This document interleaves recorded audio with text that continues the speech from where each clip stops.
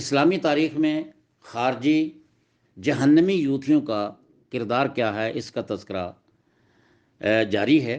اس سے پہلے اس کے 4 حصے ریکارڈ ہو چکے ہیں، یہ 5واں حصہ ہے، یعنی 5واں کلپ ہے۔ پہلے 4 کلپس کے اندر آپ نے سنا یوتھ کیا ہے، وہ تو ایک قیمتی سرمایہ ہے، لیکن یوتھ یہ ایک کینسر ہے کسی ملت اور کسی قوم کے لیے، کسی جماعت کے لیے۔ یوتھیا وہ پہلا ہو ذوالخویسرہ سے شروع ہوا، یا ابو لؤلؤ مجوسی ہو، یا اس کے بعد ابن ملجم ہو، یا ان کے بعد یزیدی ہوں، یا اس کے بعد عثمانی ہوں، یا عرب و عجم کے جو حرم مکی پر زیادتی کرنے والے ہوں۔ 15ویں صدی کی کے پہلے دن نماز فجر میں جس کا تذکرہ آپ نے سنا ہے، یا وہ ہوں، یا آج کل کا جو ان کا نیا ورژن ہے مختلف ممالک کے اندر، جو ظاہراً تو بڑے دیندار لگتے ہیں، دین کا دعویٰ بھی کرتے ہیں، قرآن بھی پڑھتے ہیں، حدیث بھی پڑھتے ہیں، لیکن وہ وہی ہیں جو سفہاء الاحلام ہے، جو امت مسلمہ کے لیے ایک کینسر کی حیثیت رکھتے ہیں۔ دعا ہے اللہ رب العالمین ہمیں، ہماری امت اسلامیہ کو ان کے شر اور ان کے فساد سے اللہ رب العالمین محفوظ فرمائے۔ آج ہم نے دیکھنا ہے کہ اس کا سبب کیا ہے، کیوں یہ لوگ اس حد تک پہنچ جاتے ہیں اور اتنے اندھے ہو جاتے ہیں، جیسا کہ ابن ملجم ہو گیا تھا، جس نے سیدنا علی مرتضی رضی اللہ تعالی عنہ کا قتل بطور مہر قطام ابن شجنہ کو ابنت شجنہ کے لیے مقرر کیا تھا، اور پھر وہ اپنے انجام کو پہنچ گیا۔ اس نے کہا بچ جاؤ گے، اس کو قتل کر کے آ جاؤ، یہی میرا مہر ہے۔ یا اللہ! اور پھر یہ بھی آپ نے سن لا، اس کے بارے میں سن لیا کہ اس نے کہا تھا میرے ٹکڑے کرنا، مجھے یکدم نہ مار دینا۔ جب پوچھا گیا کیوں، تو اس نے کہا حتی تطول مدت ذکری للہ عز و جل، تاکہ میں اللہ کا ذکر زیادہ کرتا، دنیا سے جانے سے پہلے پہلے جو لمحے مجھے ملے زیادہ سے زیادہ لمحات میں لینا چاہتا ہوں مرتے وقت بھی، جس میں اللہ کا میں ذکر کرتا ہوا جاؤں۔ آئیے اب ہم پہلے دیکھتے ہیں کہ اس کا سبب کیا ہے، کیوں لوگ اس حد تک پڑھنے لکھنے کے باوجود بھی اس حد تک پہنچ جاتے ہیں۔ اس کا ایک سبب یہ ہے، وہ ہے غلو، وہ ایک الگ عنوان ہے، لیکن آج ہم صرف یہی سمجھنے کی کوشش کریں قرآن پاک سے، اس کی ایک آیت مبارکہ سے، هو الذی انزل علیک الکتاب منہ آیات محکمات ہن ام الکتاب واخر متشابہات فاما الذین فی قلوبہم زیغ فیتبعون ما تشابہ منہ ابتغاء الفتنہ وابتغاء تاویلہ وما یعلم تاویلہ الا اللہ والراسخون فی العلم یقولون آمنا بہ کل من عند ربنا وما یذکر الا اولو الالباب۔ ترجمہ یہ ہے کہ وہ اللہ وہی ہے جس نے تیرے اوپر اے محمد صلی اللہ علیہ وسلم کتاب نازل کی، اس میں محکمات بھی ہیں جو اصل کتاب ہیں، اور ایسی آیات بھی ہیں متشابہات ہیں۔ متشابہات سے معنی یہ ہے جب تک کہ ان کو کسی دوسری آیت کے ساتھ نہ ملایا جائے تو ان کا معنی جو ہے وہ اہل علم پر مشتبہ رہتا ہے، نہ جن کے پاس علم نہیں ہوتا۔ تو اسی لیے فرمایا فَاسْأَلُوا أَهْلَ الْعِلْمِ فَأَهْلَ الذِّكْرِ إِن كُنتُمْ لَا تَعْلَمُونَ، اگر نا علم ہو تو پھر ان سے بھی اہل ذکر سے، یعنی اہل علم سے، جن کے پاس قرآن و سنت کا صحیح علم موجود ہے، ان سے رابطہ کیجئے، تو وہ آپ کو محکم آیات کے ساتھ ملا کر متشابہات آیات آپ کو سمجھا دیں گے۔ جیسے دیکھیے نا کہ ہم دعا کرتے ہیں اہدنا الصراط المستقیم، ساتھ یہ بھی پابندی لگا دیتے ہیں، شرط لگاتے ہیں صراط الذین انعم اللہ علیہ، صراط الذین انعمت علیہم، یا اللہ راہ بھی ان کا دکھائیں جن پر تیرا انعام ہوا۔ اب کن پر انعام ہوا؟ تو قرآن بتاتا ہے من یطع اللہ والرسول فاولئک مع الذین انعم اللہ علیہم من النبیین والصدیقین والشہداء والصالحین وحسن اولئک رفیقا۔ القرآن یفسر بعضہ بعضا، قرآن کا ایک حصہ دوسرے حصے کی تفسیر بیان کر رہا ہے۔ یعنی اگر کوئی متشابہ آیت ہے تو وہ کسی محکم آیات کی طرف اس کے ساتھ رابطہ کر کے تو پھر وہ بات واضح ہو جاتی ہے۔ جیسے عام دنیاوی قانون کے اندر ہے کہ فلاں آرٹیکل نمبر کا جز نمبر فلاں جو ہے اس کو پچھلے آرٹیکل نمبر کے ساتھ ملا کر پڑھیں گے تو اس کا معنی یہ نکلے گا۔ یہ ایک لمبی سی تفصیل ہے، بحث ہے۔ تو فرمایا فَأَمَّا الَّذِينَ فِي قُلُوبِهِمْ زَيْغٌ فَيَتَّبِعُونَ مَا تَشَابَهَ مِنْهُ، جن کے دلوں کے اندر ٹیڑھ ہوتا ہے نا، جن کے دل صحیح راستے پر نہیں ہوتے، تو وہ متشابہات کے پیچھے چلتے ہیں اپنا مقصد حاصل کرنے کے لیے۔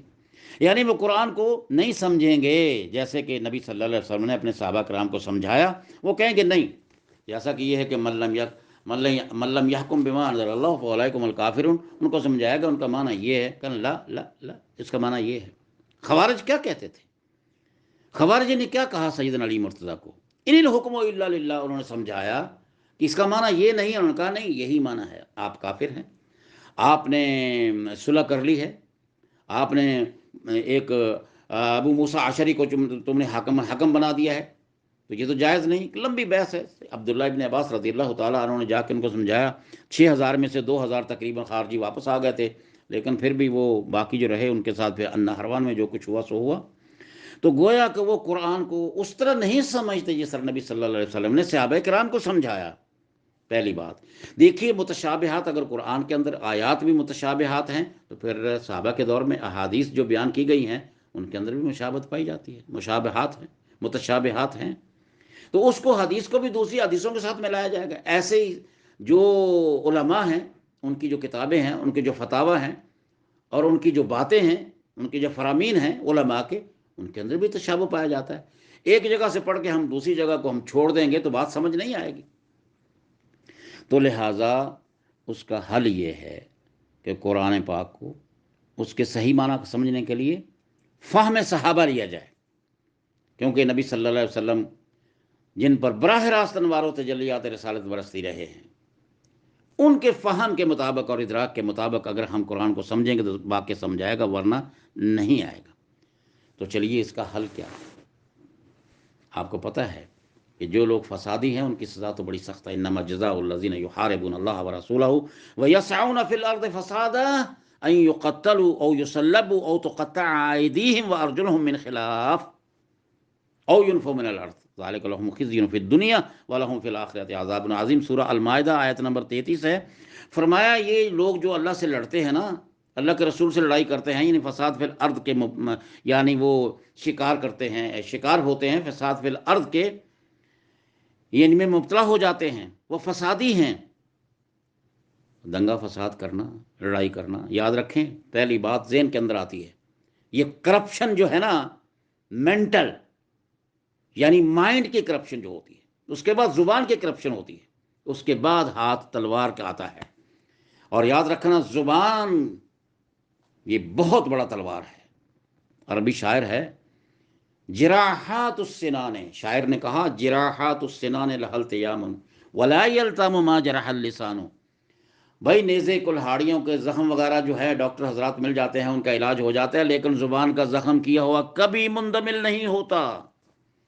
اور اسی لیے فرمایا ان فسادیوں کے لیے کیا ہے، جو اللہ اور اللہ کے رسول سے لڑائی کرتے ہیں اور زمین میں فساد برپا کرتے ہیں، تو ان کو تختہ دار پر لٹکا دیا جائے، سولی دے دی جائے، یا ان کے ہاتھ پاؤں مخالف سمتوں میں سے کاٹ دیے جائیں، یا ان کے جرم کی نوعیت دیکھ کر ان کو جلا وطنی کی سزا دے دی جائے۔ یہ تو ان کے لیے دنیا کے اندر ہے نا، آخرت میں ان کے لیے بہت بڑا عذاب ہے۔ تو گویا ایسے لوگوں کو روکنے کے لیے نبی صلی اللہ علیہ وسلم نے بڑی پیاری مثال دی ہے، اور میں اپنی بات کو اسی مثال پر ختم کروں گا کہ بخاری، صحیح بخاری میں 540 اور 2361 نمبر احادیث ہیں۔ فرمایا کہ مثل القائم، نبی کریم صلی اللہ علیہ وسلم نے کشتی کی مثال بیان کی ہے، اور راوی ہیں اس کے النعمان ابن بشیر ہیں، کہتے ہیں کہ قال النبی صلی اللہ علیہ وسلم مثل القائم علی حدود اللہ والواقع فیہ کمثل قوم استحموا فی سفینہ، کہ وہ لوگ جو اللہ کی حدود کو قائم کرتے ہیں، یعنی روکتے ہیں، حدیں قائم کرتے ہیں، ریٹ آف گورنمنٹ جو ہے نا وہ قائم کرتے ہیں۔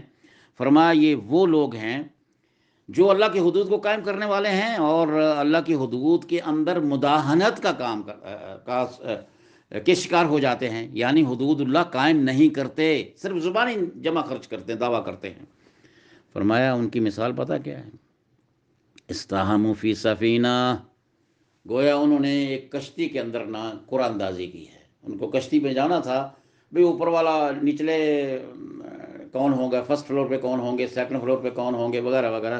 تو آپ نے ڈبل سٹوری ایک کشتی کی مثال دی۔ فرمایا کہ انہوں نے نا بعض لوگوں کو جگہ ملی فرسٹ فلور پہ یعنی نیچے، اور بعضوں کو اوپر ملی۔ تو جب جو پانی کی ضرورت پڑتی نچلے لوگوں کو، تو وہ جاتے تھے اوپر، اور اوپر جا کر اپنے کوئی بالٹی یا کسی برتن کے ساتھ وہ پانی پھر سمندر سے وہ لے لیتے تھے۔ انہوں نے خیال کیا کہ لو خرقنا فی نصیبنا خرقا ولم نؤذ من فوقنا، اگر ہم اپنے ہی حصے کے اندر کیا کریں، سوراخ کر لیں تو پانی ادھر سے نکل آئے گا۔ تو ہم اوپر والے جو لوگ ہیں ان کو ہم تکلیف نہیں دیں گے، کیونکہ جب ہم اوپر جاتے ہیں تو کہتے ہیں یار دائیں ہو جا، بائیں ہو جا، آگے ہو جا، پیچھے ہو جا، میں نے پانی لینا ہے، تو ان بیچاروں کو تکلیف ہوتی ہے، ہم بار بار جاتے ہیں، تو یہ مناسب نہیں ہے۔ تو بہتر یہ ہے کہ ہم نیچے سے سوراخ کر لیں۔